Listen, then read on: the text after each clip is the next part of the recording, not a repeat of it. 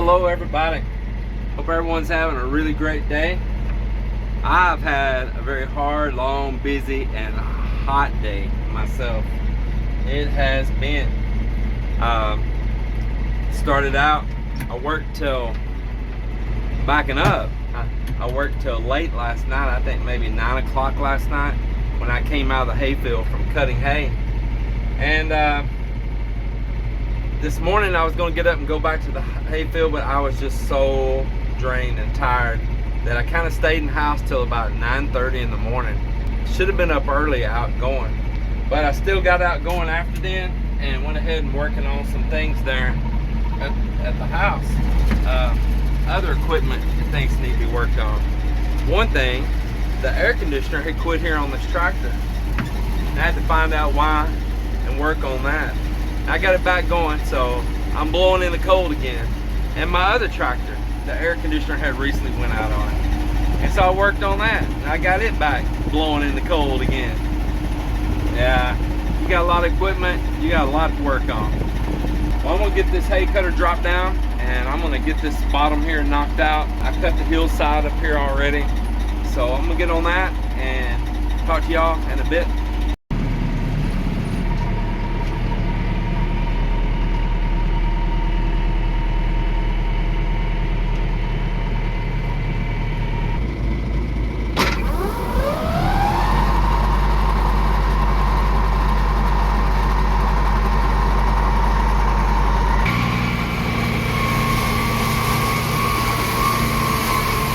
Boy, this is deep. Deep, deep.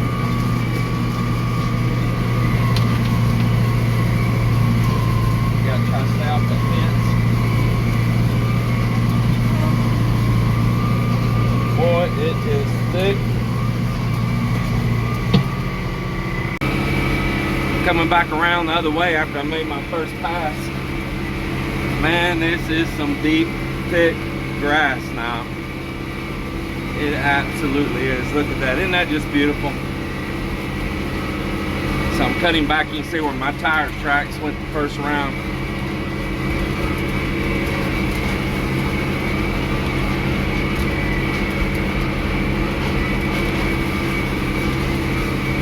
I had to gear down and run in a lower gear in this than the field that I cut yesterday and the day before, because it's just so thick.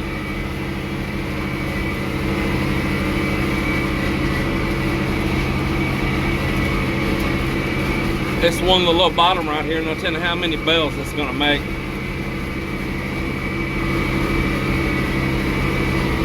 Probably more than usual.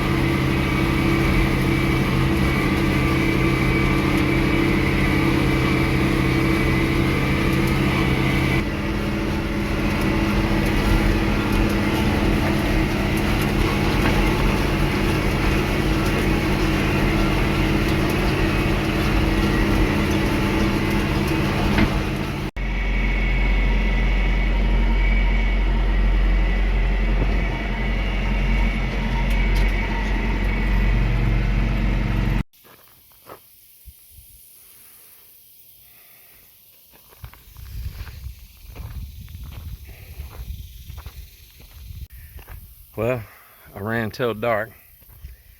It's darker than what it even looks like on this camera right now. Yeah, tired. But I got about half the field cut. Just got a late start. In the morning, I'm having to deal with rent houses and eviction. So we had a court to evict those people. They no-showed, of course. I got a judgment, default judgment against them for everything they owe at this point.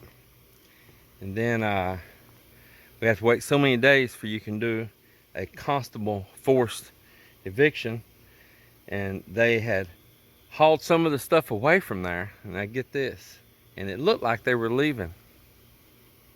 And then they hauled it back and brought the stuff back.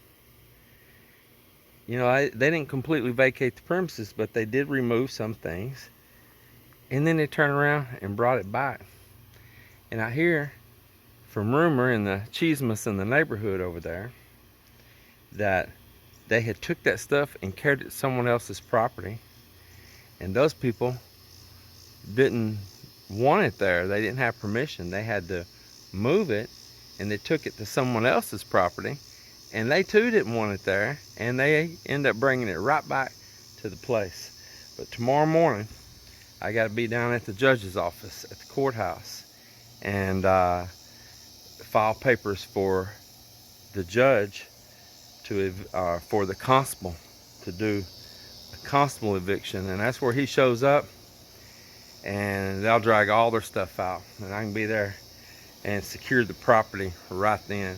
So I got to go down there and pay the money for that. I need to fill out the form here tonight. But then it got dark over here. Told you it's darker than what it looked like. And I've got to go deal with that tomorrow morning. So this is the fun of having multiple things. That's why we're trying to wind down. As soon as we get them out of that house, we're wanting to put that house on the market for sale. And I just pray that I don't have to do a ton of stuff to repair it. I saw that my brand new gas hot water heater was not in the house and sitting outdoors in the back. And from the neighbors, they say that they brought an electric hot water heater because they didn't have gas and didn't have the money to buy gas, and hooked up an electric hot water heater, and said it was leaking water, so it probably rotted some floors or something. And that the water department come turn the water off because they were flooding the neighborhood. It just absolutely crazy stuff. Crazy stuff. And living for free on someone else's property. Yeah. And I talked to the sheriff the other day, a deputy there. He was so cool. When I went and did one well-being check on the property, he sat across the street in case they started in trouble. And he was already familiar with them.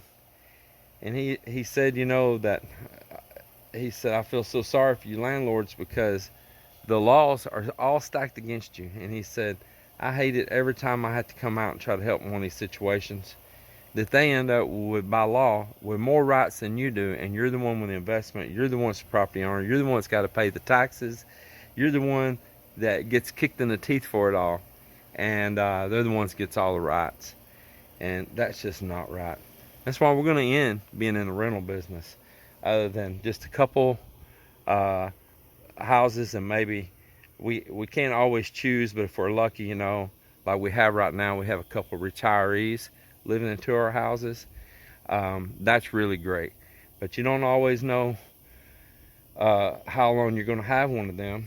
Then down at one house we have a really nice lady. She pays slow sometimes, but she always pays, even she has to pay partials, and she keeps the place immaculate. And I'd rather have a person like her than I have a person like what's happening now. But yeah, we're wanting to thin down and get a little bit more freedom to our life, and day by day we make it happen.